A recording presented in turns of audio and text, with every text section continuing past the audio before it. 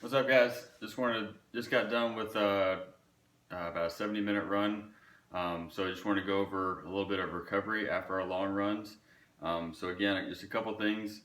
We get really stiff, especially the longer we run, the more stiff you're going to get. So if you think about the range of motion you're going through during your run, it's not very much. It's not anything like a full squat or anything like that. So it's a fairly short range of motion. Your hips and your knees and your ankles are taking a lot of beating. So a couple things we want to do. First of all, just try to move when you get in from your run.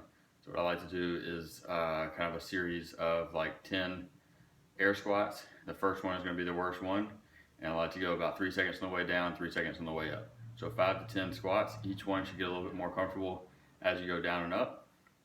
And then you can flow between child's pose and prone extension. So just going back and forth, sitting back, getting that good hip flexion, and then going into hip extension. So again, stretching out those hip flexors a little bit. But the main thing I wanted to go over today is just the corpse pose, which is a good thing to loosen up the hip flexors. If you're like me, that's kind of the main thing that gets tight on me during that long run, that second half, and towards the end, my hip flexors really start getting fatigued and tight. So when I get done, I feel like I'm almost like bent over when I'm just walking. So just trying to extend that out and get that lengthened a little bit more. So I gave you a stretch last time we were hanging off the box. That's a little bit more difficult to do. The corpse pose is simply laying on your back. So I'm not going to demonstrate that right this second, but just laying on your back flat.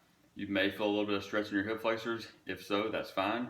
If not, you can do a elevated corpse pose. So the elevated corpse pose, you'll get a foam roller. You'll put it directly under your tailbone, so you can see my waistline is up here. Putting it a little lower, and then laying flat right there. So if you notice my low back, I'm not getting the extension from my low back. The stretch is coming from right here. And it's not a deep stretch, it shouldn't be painful. This should be fairly comfortable. And it's just stretching out those hip flexors. If you have any pain in your low back, then you want to go on a lower surface. So if you don't have a foam roller, you can stack some books back there or something just to lengthen those hip flexors out. If that's pretty comfortable, then you can isolate one more than the other. So you'll pull one leg in as close as you can, and that's going to get a little bit more stretch on that hip flexor right there. So hold for about 90 seconds to 2 minutes.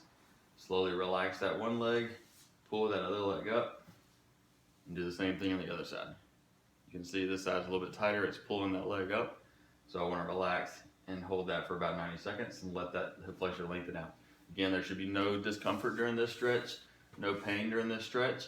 Also, last thing to note, when you're getting up from it, you don't want to sit up like this and tighten your hip flexors right back up. So when you're getting up from this stretch, roll over to the side and then come up from there. Now that seems like kind of a petty thing, but it's important to keep those hip flexors loosened up right after your run.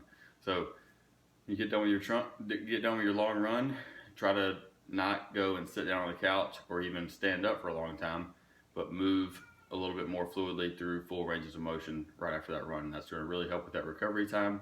You should feel pretty good the rest of the day and not near as stiff. So I hope that helps. Let me know. You can do all this at home. You don't need any equipment for this. So make sure you put that in and see how it helps your recovery.